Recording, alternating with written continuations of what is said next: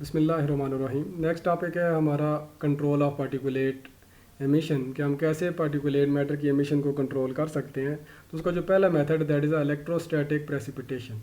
What is meant by electrostatic precipitation?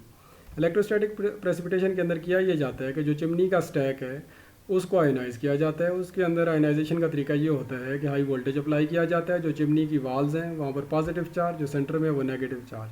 जैसे ही gases के particle inter होते हैं, क्योंकि सेंटर में नेगेटिव चार्ज है तो उनके ऊपर भी नेगेटिव चार्ज इंपार्ट हो जाता है। वो नेगेटिव चार्ज अट्रैक्ट होता है टुवर्ड द पॉजिटिव चार्ज।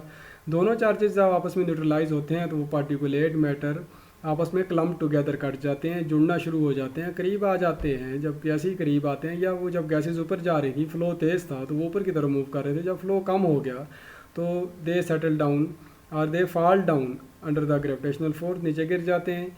सो जो वोल्टेज अप्लाई किया जाता है दैट इज़ द 50,000 वोल्ट। सो ये आसान सा एक मेथड था कि चार्ज कर लें गैस के पार्टिकल को, और जो क्लीन गैसेज हैं वो एटमॉस्फेयर के अंदर रिलीज़ हो जाती हैं। जो पार्टिकुलेट मैटर हैं they settle down after being attracted toward the positive charge. Next, bag filtration. Bag filtration ऐसा ही है कि जैसे हमारे पास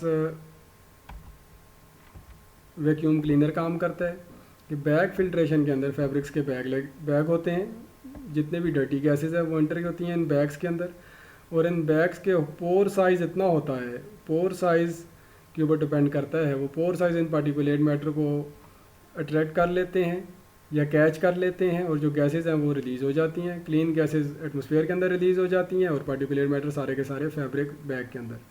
इन बैग को टाइम टू टाइम शेक किया जाता है। ऑटोमेटिक शेकर होते हैं। शेक करने के से पार्टिकुलेट मैटर जितने भी हैं वो नीचे गिर जाते हैं और उनको कलेक्ट कर लिया जाता है। जो बैग फिल्ट्रेशन हमारे पास प्रोसेस है, इसके अंदर जो पार्टिकुलेट मैटर जिनका डायमीटर 0.01 से लेकर 10 माइक्रोमीटर तक होता है वो इफेक्टिवली फ़िल्टर हो सकते हैं। एक ही इसका ड्रॉबैक है कि अगर ह्यूमिडिटी मौजूद है तो फिर ये बैग जो होंगे वो क्लॉग्ड हो जाएंगे, या टेम्परेचर के ऊपर, क्योंकि ह्यूमिडिटी का इफेक्ट ही टेम्परेचर के ऊपर होता है। तो बेसिकली ह्यूमिडिटी जब ज़्यादा होती है तो ये इनकी क्लॉगिंग ज़्यादा हो जाती है। दूसरा आ जाता है साइक्लोन सेपरेटर। साइक्लोन सेपरेटर के अंदर ऐसा ही है कि जिस तरह साइक्लोन होता है,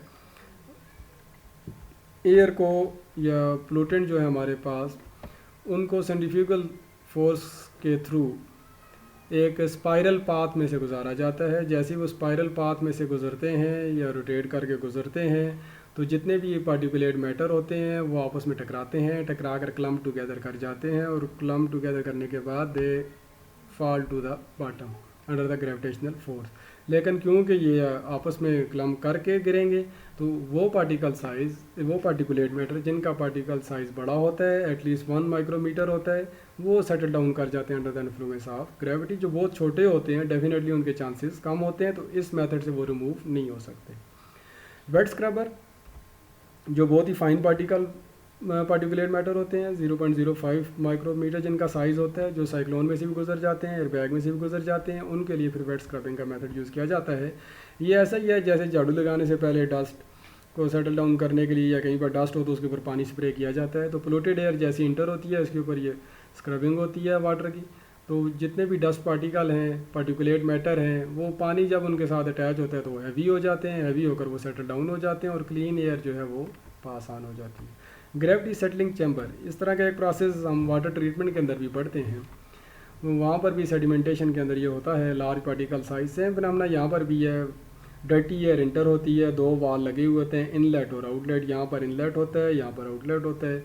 जैसी एयर पहले इंटर होती है तो ये आउटलेट वाला वाल क्लोज होता है, एयर सारी की सारी इंटर करके ये इनलेट वाला वाल भी क्लोज हो जाता है। कुछ देर के लिए यहाँ पर एयर स्टे करती है। सो जो पार्टिकुलेट मैटर है वो under the influence of the gravity वो सेटल डाउन हो जाते हैं, और फिर ये आउटलेट वाला वाल ओपन करके क्लीन एयर को रिमूव कर दिया जाता है। लेकिन क्योंकि यहाँ पर सिंपल ग्रेविटी का एक्शन हो रहा है, बाकी कोई भी फिनोमेना नहीं है, तो यहाँ पर वो पार्टिकल मैटर जिनका पार्टिकल साइज़ 50 माइक्रोमीटर, बहुत बड़े पार्टिकल होंगे, वही सिर्फ सेटल डाउन होंगे। जो छोटे होंगे वो सेटल डाउन नहीं होंगे। नेक्स्ट आ जाता है XRF स्पेक्ट्रोस्कोपी या यूज़ ऑफ एनालिसिस, कि हम कैसे एनालाइज कर सकते हैं कि कौन सा पार्टिकल है। That is simple XRF technique. वो XRF टेक्निक जो बेसिक जो इसका प्रिंसिपल है वो यही है कि जब भी high energy radiation incident X rays are high energy electron और रेडिएशन जब वो स्ट्राइक करती हैं एटम को, तो बजाय इसके कि आउटर शेल से इलेक्ट्रॉन को एमिट करें, वो इनर शेल से इलेक्ट्रॉन को एमिट कर देती हैं। जैसे ही इनर शेल से इलेक्ट्रॉन एमिट होता है तो इनर शेल के अंदर एक वैकेंसी क्रिएट हो जाती है। उस वैकेंसी को फिल करने के लिए हायर शेल से, हायर एनर्जी लेवल वाले शेल से इलेक्ट्रॉन जंप करके नीचे आता है। जैसे ही वो जंप करके नीचे आता है तो extra energy in the form of wave emit कर देता है। वो वेव जो होती है वो करस्पॉन्ड करती है to the difference of the energy level between the two shells. और दूसरे लफ्ज़ों में वो हर एक एटम की पार्टिकल होती है, हर एक एटम की अपनी वेवलेंथ होती है, क्योंकि उनका एनर्जी डिफरेंस हर एक एटम का अपना अपना होता है, तो उससे एटम को आइडेंटिफाई करना बहुत ही ईजी होता है। तो XRF X ray refraction basically technique से जिससे हम पार्टिकुलेट मैटर को एनालाइज कर सकते हैं। सो एक तो ये एनालिसिस हो गया। दूसरा, जितनी ज़्यादा वेव प्रोड्यूस होंगी, जितनी ज़्यादा रेडिएशन होगी, उनकी जो इंटेंसिटी है that is directly proportional to the concentration of particulate matter. So दो चीज़ें होती हैं, हम एलिमेंट को आइडेंटिफाई भी कर सकते हैं और उनकी कंसंट्रेशन का भी हमें अंदाज़ा हो सकता है। रेजिडेंस टाइम की अगर हम बात करें तो रेजिडेंस जो टाइम होता है वो स्टोक्स लॉ है, वो एक फार्मूला है कि वो कितना कोई पार्टिकल एटमॉस्फेयर के अंदर पार्टिकुलेट मैटर हो रेजिडेंस होगा, तो V is equal to G D square. G is the gravitational force 9.8, D is the density of that particle, P1 and P2 is the density of air and density of particle.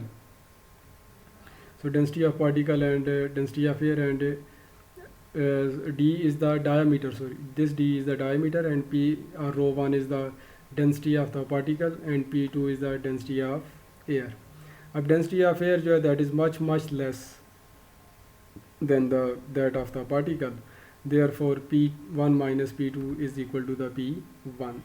Theta हमारे पास यहाँ constant value है, so by using this formula we can calculate the time that how much a specific particulate matter will stay in the atmosphere. Next are some of the harmful effects of the particulate matter.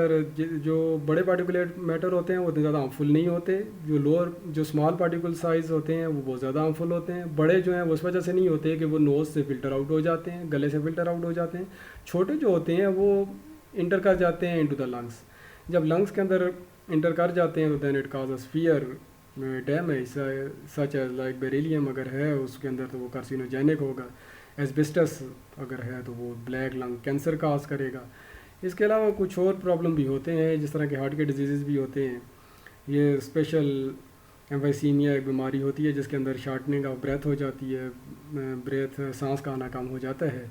Reduce lung function in children, aggravated coughing, cough का ज़्यादा हो जाना and so on. तो ये कुछ effect थे इसके animals के अंदर। प्लांट के अंदर अगर हम बात करें तो पार्टिकुलेट मैटर के प्लांट के अंदर एक ही इफेक्ट होता है कि उसको स्टोमेटा को क्लोज कर देता है। स्टोमेटा क्लोज हो गए तो ऑलमोस्ट जो एयर की सर्कुलेशन है वो और जो वाटर का इनलेट आउटलेट वाला सिस्टम है वो भी बंद हो जाता है। So that all about the particulate matter. Thank you.